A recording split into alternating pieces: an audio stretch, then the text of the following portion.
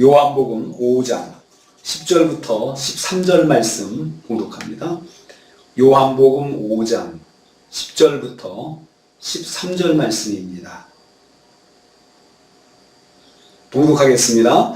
유대인들이 병 나은 사람에게 이르되 안식일인데 내가 자리를 들고 가는 것이 옳지 아니하니라. 대답하되 나를 낫게 한 그가 자리를 들고 걸어가라 하도이다 하니 그들이 묻되 너에게 자리를 들고 걸어가라 한 사람이 누구냐 하되 고침을 받은 사람은 그가 누구인지 알지 못하니 이는 거기 사람이 많으므로 예수께서 이미 피하셨습니다. 아멘 아멘.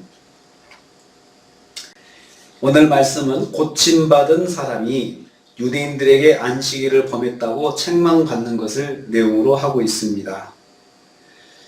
38년 된 병에서 치유받고 일상을 회복한 사람을 유대인들이 꾸짖었습니다. 그래서 10절 말씀 보면 유대인들이 병 나은 사람에게 이르되 이렇게 하면서 꾸짖는 투로 말을 하고 있습니다. 그런데 그 사람이 안식일에 침상을 두고 가는 중이었기 때문에 사람들이 그걸 꾸짖는 것입니다. 안식일인데 자리를 두고 가는 것이 옳지 않다 하고 책망을 했습니다. 유대인들은 그 사람이 안식일에 노동하는 것을 비난한 것입니다.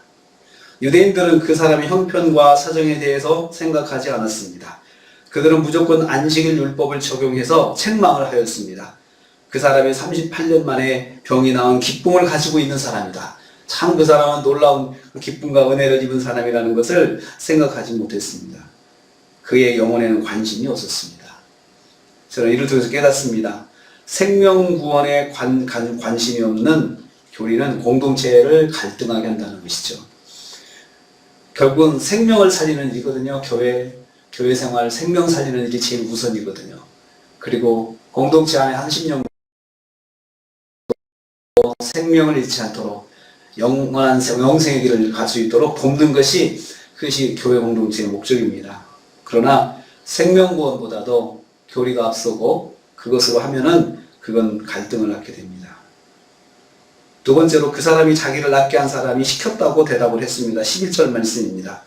갑자기 생각하지 않았던 책망을 받게 된 그 사람은 자신을 낫게 한 사람이 시켜서 그랬다고 변명하였습니다. 그 사람은 미처 그런 상황을 생각하지 못했을 것입니다. 자신이 나음을 입은 결과에 몰입되어 있어서 안식일을 생각하지 못한 것이었습니다. 그래서 우선 자기는 시켜서 한 것이라고 대답을 했습니다. 자신을 고쳐준 사람이 자리를 들고 가라 해서 그랬다고 답을 한 것입니다. 예수님께 책임을 떠넘긴 것입니다. 일단 자신이 위기를 모면해야 했기에 그랬을 것입니다. 이 사람의 연약함이 여기서 드러납니다. 사람의 연약함이 거기서 드러나게 되는 거죠. 사실 변명한다고 하는 것은 자신의 연약함을 보여주는 것입니다. 그래서 변명은 무력한 인간임을 보여주는 증거라 생각을 하게 됩니다. 세 번째로 유대인들이 그렇게 말한 사람이 누구인지 물어봤습니다. 12절 13절 말씀입니다. 유대인들은 율법을 범하도록 선동한 사람이 누구인지 물었습니다. 내가 자리를 들고 걸어가라 한 사람이 누구인지 밝히라고 했습니다. 그 사람은 궁지에 몰리게 되었습니다. 그 사람도 경황이 없어서 자기를 고쳐준 분을 볼 시간이 없었을 것입니다.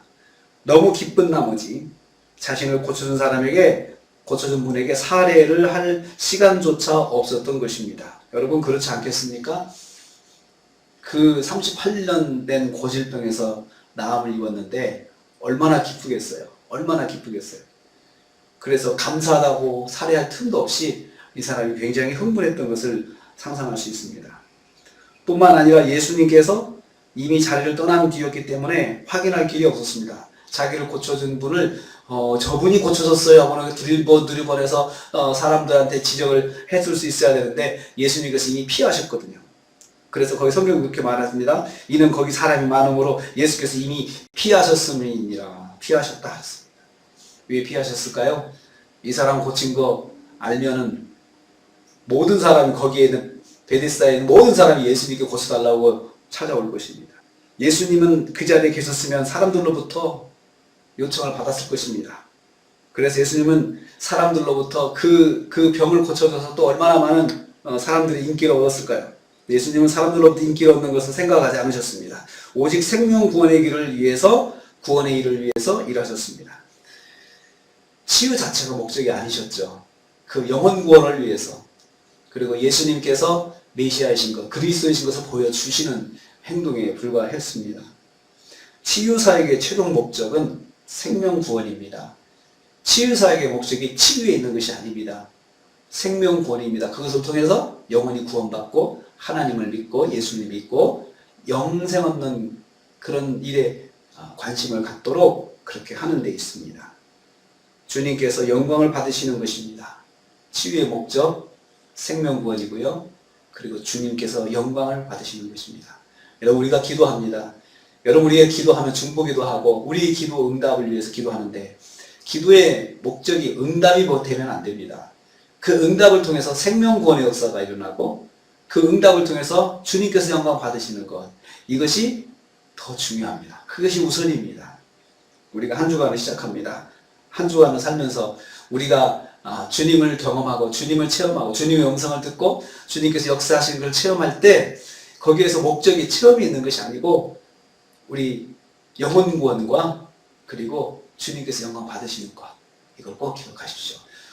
이번 주 한 주간 우리의 기도 제목을 통해서 주님께서 영광 받으시는 그런 한 주간 되시고, 저와 여러분이 그런 체험을 하는 한 주간이 되시기를 주님의 이름으로 축복합니다. 기도하겠습니다. 하나님 감사합니다.